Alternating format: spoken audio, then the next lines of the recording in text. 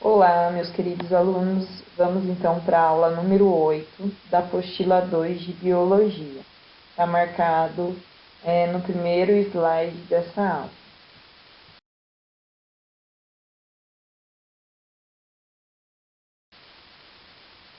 Bom, agora a gente vai falar sobre o transporte que ocorre na membrana plasmática. Bom, o transporte, para ele acontecer, então, é do meio externo para o meio interno da célula. O transporte, a tendência dele é ser a movimentação de algumas moléculas. Algumas, como a água, o oxigênio, o gás carbônico, eles são moléculas que, por serem pequenas, têm facilidade para passarem na membrana. Agora, se no caso for uma macromolécula, uma molécula maior que essas moléculas que foram citadas, elas vão ser formadas vesículas em volta delas e elas vão entrar ou sair da célula através dessa vesícula. Então, esse transporte de moléculas menores, então, ocorre ali na parede mesmo da membrana ou propriamente nas proteínas, tá? Quando eu tenho essa movimentação das moléculas de uma região que esteja mais concentrada para uma região menos concentrada, chama de fusão. Então, é o transporte dessas moléculas de uma região que vai ter maior quantidade, elas vão encaminhar para as que têm menor quantidade, para ficar mais equilibrado. Esse processo de movimento das moléculas de uma região mais concentrada para uma região menos concentrada para ficar equilibrado chama de fusão.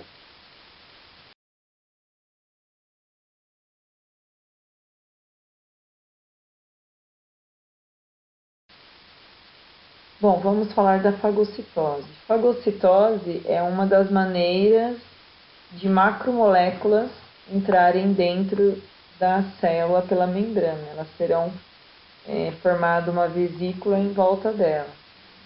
Sempre são partículas sólidas. Então, nesse processo de fagocitose, ela é feita para a entrada de partículas sólidas dentro da célula. Essas partículas sólidas podem ser micro-organismos, por exemplo, bactéria, que quer atacar uma célula, ou pode ser macromoléculas mesmo.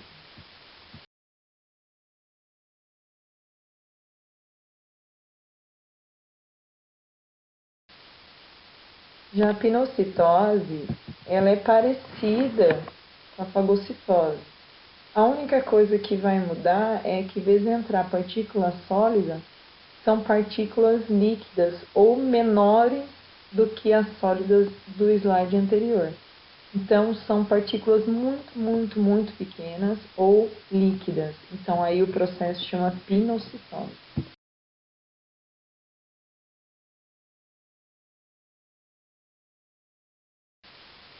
Agora a gente vai falar da exocitose. Exocitose é o contrário do que a gente estava vendo até agora, né, dos slides sobre transporte na membrana, que ela estava entrando. Exocitose é quando vai sair para a célula, para o meio externo.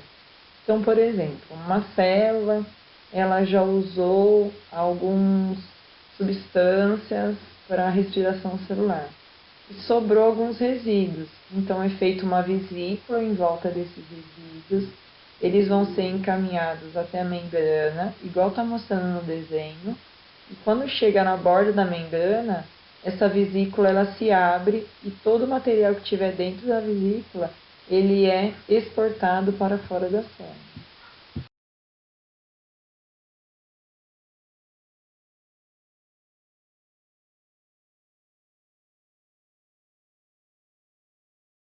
Agora vamos falar sobre osmose. Osmose vai ser o movimento da água pela membrana semipermeável. Lembrando por que ela é semipermeável. Só vai conseguir passar pela membrana a água. As moléculas, elas ficam retidas nesse caso. Então, vai ser o contrário da difusão. Na difusão, ela passava as moléculas pela membrana. Agora, na osmose, o que passa pela membrana é somente a água. Então, esse movimento da água chama osmose. Mas para onde que essa água vai? Então, a água ela sempre vai aonde tiver uma maior concentração de alguma molécula. Igual no exemplo do desenho aí. Eu tenho no primeiro recipiente do lado esquerdo, eu tenho a mesma quantidade de água e eu tenho um recipiente dividido em duas partes. Um lado tem uma maior concentração de glicose e o outro lado tem uma concentração menor. Aí, depois de um tempo, a água ela vai para a região que tiver maior concentração.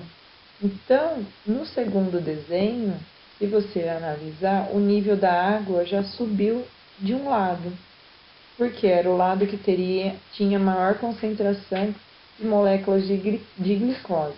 Então, para ficar mais equilibrado em relação à quantidade de soluto e solvente, então a água ela foi para o lado que tinha maior concentração de solvente, de soluto, desculpa.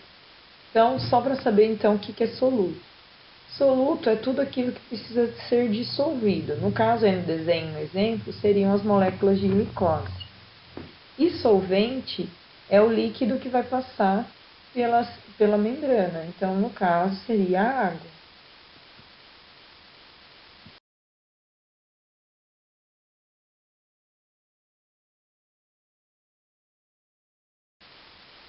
Nesse slide ainda, iremos falar sobre osmose. Então, o que está aparecendo aqui na imagem?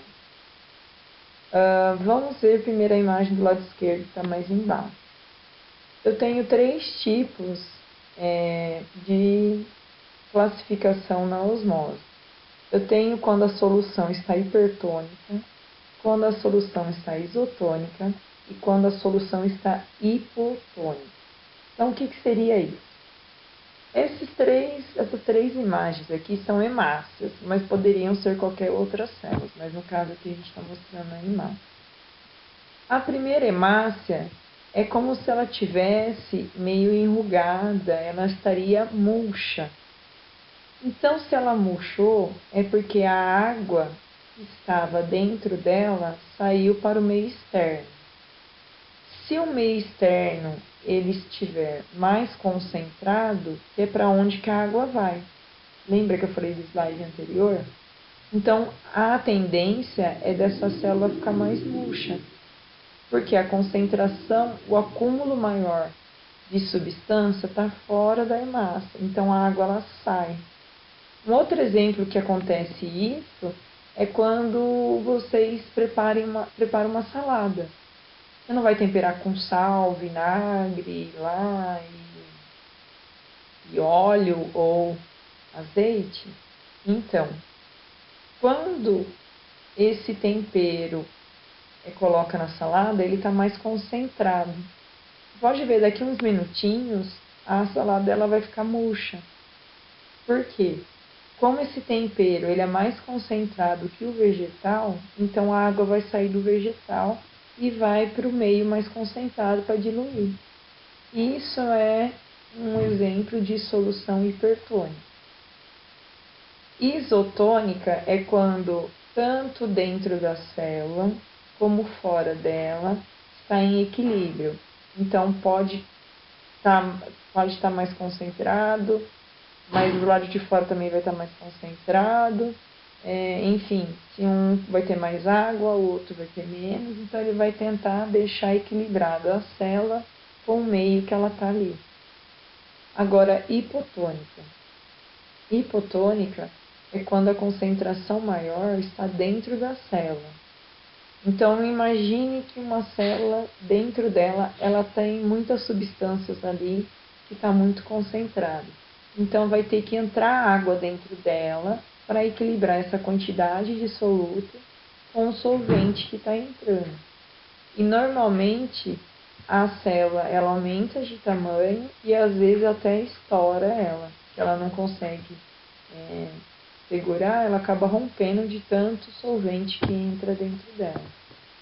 A imagem aqui do lado direito, ela está representando, então, a letra A seria uma célula murcha, então quer dizer que o meio está mais concentrado, então a água saiu. A célula, a hemácia do meio, ela está normal. E na letra B a gente está mostrando uma célula que está estourando, então ela estava muito concentrada, entrou água dentro dela e acabou rompendo ela. E na letra C aqui são exemplos de células vegetais. No mesmo esquema, eu tenho uma célula murcha, tenho uma célula do meio normal, e a célula, a letra D, representando aqui uma célula vegetal, ela está túrgida, ela está cheia de água. Aonde está mostrando essa setinha, o H2O, essa região chama vacúolo. É a região da célula do vegetal que acumula água.